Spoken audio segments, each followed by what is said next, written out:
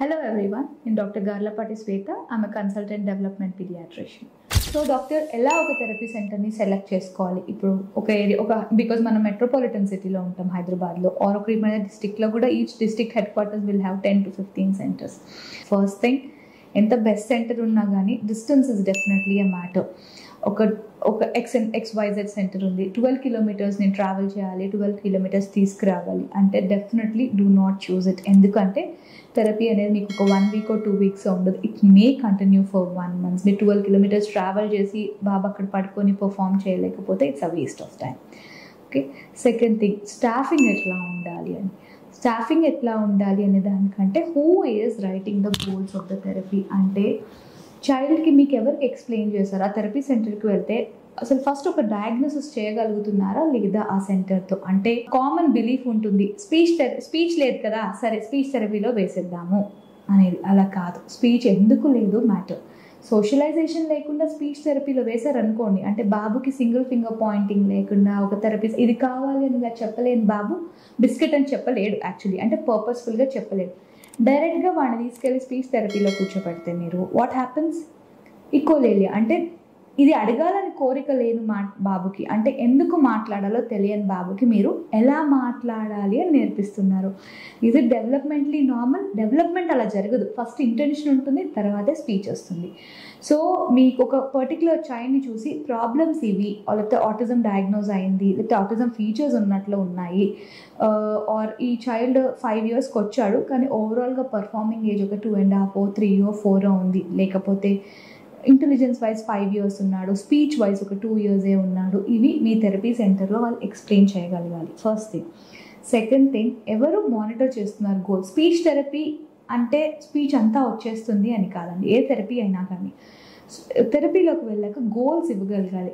So డెఫినెట్గా మన goals అనేవి ఏజ్ అప్రాప్రియేట్, ఇప్పుడు కరెంట్ ఎగ్జిస్టింగ్ పర్ఫార్మింగ్ ఏజ్కి అప్రాప్రియేట్గా రాసుకోగలగాలి.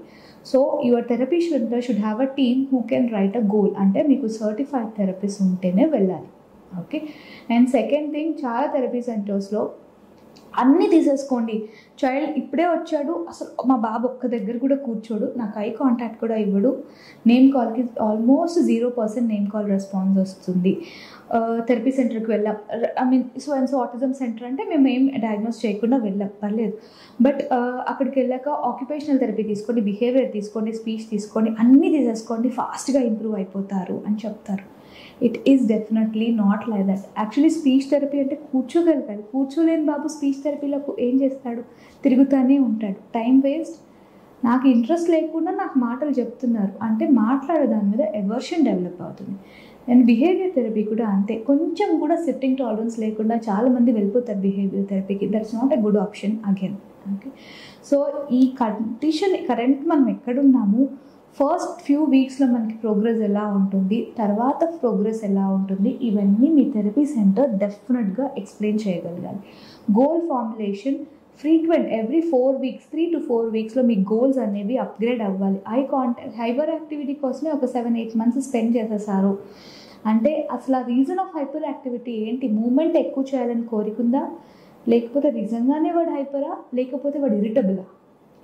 ఈ డిఫరెన్సెస్ ఒక థెరపీ సెంటర్లో ఒక థెరపిస్ట్కి డిఫరెన్స్ తెలియాలి. ఒకటే గోల్ మీద ఎక్కువ రోజులు స్టక్ అయినప్పుడు ఎందుకు స్టక్ అవుతున్నాము అనేది your therapy centre should have an idea. So this is how you select. ఒకటి distance, second thing is staffing pattern ఏంటి, సర్టిఫైడ్ థెరపిస్ట్ ఉన్నారా, సర్టిఫైడ్ థెరపిస్ట్ వాళ్ళు ట్రైనింగ్ చదువుకుంది ఏంటో, థెరపీ చేసేది ఏంటో, లేకపోతే వాళ్ళు చదువుకుంది ఇది బట్ నేర్చుకుని చేసేస్తున్నారు, ఇలా ఒకటి. How strong is their home intervention plan, అంటే ఈ యాక్టివిటీస్ని ఇంట్లో క్యారీ ఫార్వర్డ్ చేయడానికి వాళ్ళు మనకి ఎంత సపోర్ట్ చేస్తున్నారు. ఇంట్లో నాకు సపోర్ట్ చేయట్లేదు అంటే వాళ్ళు ఎంతవరకు సపోర్ట్ చేయగలుగుతున్నారు, ఇంట్లో యాక్టివిటీస్ ఇవి చేయండి అని ఎంత ఎంతూజియాస్టిక్గా చెప్తున్నారు. ఇవన్నీ కూడా ఒక థెరపీ సెంటర్ సెలెక్షన్లో కంపల్సరీగా ఫాలో అవ్వాలి, చూసుకొని థెరపీ సెంటర్